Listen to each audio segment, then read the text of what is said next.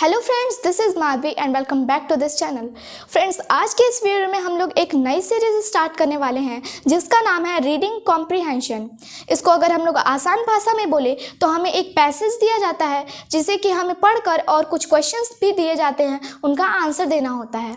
बहुत लोगों की प्रॉब्लम होती है कि वो रीडिंग कॉम्प्रिहेंशन पढ़ तो लेते हैं लेकिन उसका मतलब नहीं समझ पाते और इसी वजह से वो मान लेते हैं कि रीडिंग कॉम्प्रिहेंशन बहुत ही टफ है। तो आज के इस वीडियो में हम लोग रीडिंग कॉम्प्रिहेंशन पढ़ेंगे और ये भी जानेंगे कि उसको कैसे हल किया जाए और ऐसा भी कुछ जानेंगे जिससे कि हम लोग उस पैसेज को आसानी से टैकल कर पाए। तो चलिए चलते हैं बोर्ड की तरफ और पढ़ते हैं इस पैसेज को। तो आइए इस पैसेज को पढ़ते हैं। A lake is an area of water that has land all around it.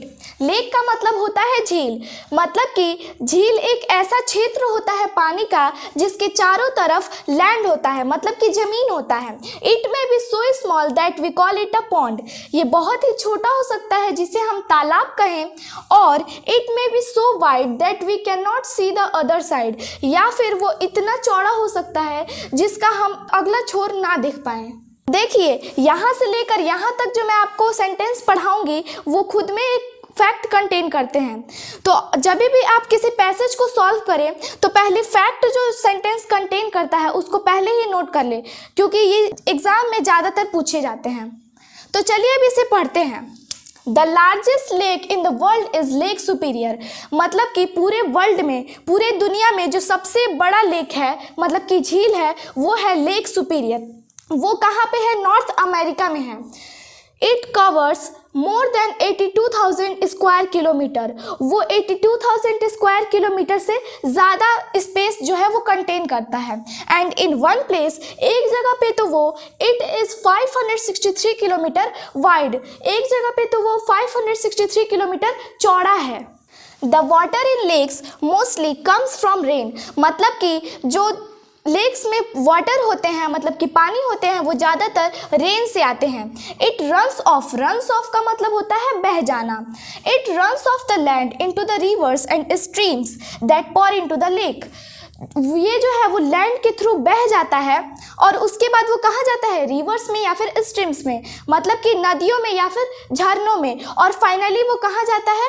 वो फिर पॉर हो जाता है, मतलब कि गिर जाता है लेक्स में, मतलब कि झील में। Sometimes there are no streams और rivers pouring water into the lake.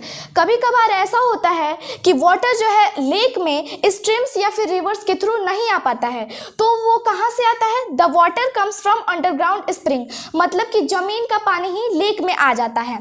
All these lakes are called natural lake. इन सभी वैसे लेक्स को हम नेचुरल लेक कहते हैं। नेचुरल लेक का मतलब होता है प्राकृतिक झील। Sometimes part of a river may become a lake. कभी कभार ऐसा होता है कि रिवर मतलब कि नदी का ही पार्ट जो है वो लेक बन जाता है। और people may make a new lake by building a dam. और कभी कभार ऐसा भी होता है कि लोग ही जो होते हैं वो डैम बना देते हैं जिससे कि लेक भी बन जाते हैं। Such lakes are called man-made lakes.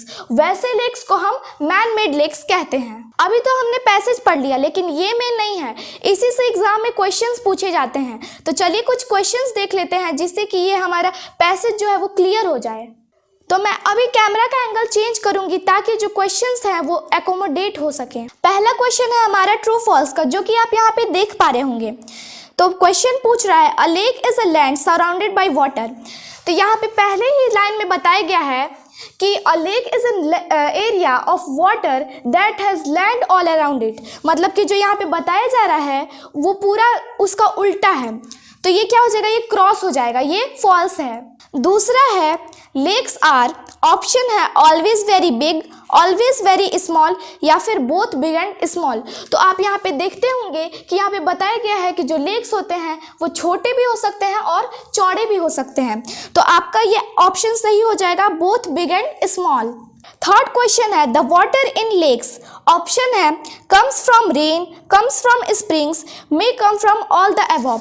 तो यहाँ पे आप पढ़िए, यहाँ पे बताया गया है कि रिवर से आ सकता है, स्ट्रीम से आ सकता है, रेनफॉल से आ सकता है, या फिर अंडरग्राउंड स्प्रिंग से भी आ सकता है। तो इसका ऑप्शन सही होगा, may come from all the above. हमारा फोर्थ क्वेश्चन है, when a lake is formed by building a dam on a river it is called.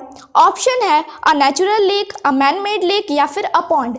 तो आप यहाँ पे देखते होंगे कि यहाँ पे बताया गया है कि जो है पीपल बनाते हैं डैम जिससे कि लेक बन जाते हैं, और उन लेक्स को हम कहते हैं मैन मेड लेक। तो इसका क्या आंसर हो जाएगा, अ मैन मेड लेक।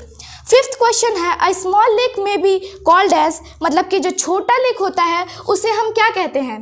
तो आप यहाँ पे देख सकते हैं कि लिखा है it may be so small that we call it a pond. तो उसे हम क्या कहेंगे, पॉन्ड कहेंगे। ऑप्शन में है पॉन्ड, स्प्रिंग या फिर रिवर। तो आंसर होगा पॉन्ड। मैं अब इस पैसेज को जूम कर देती हूँ ताकि जो आपने अच्छे से नोट नहीं कर पाए होंगे वो आप फिर से अच्छे से नोट कर पाएं।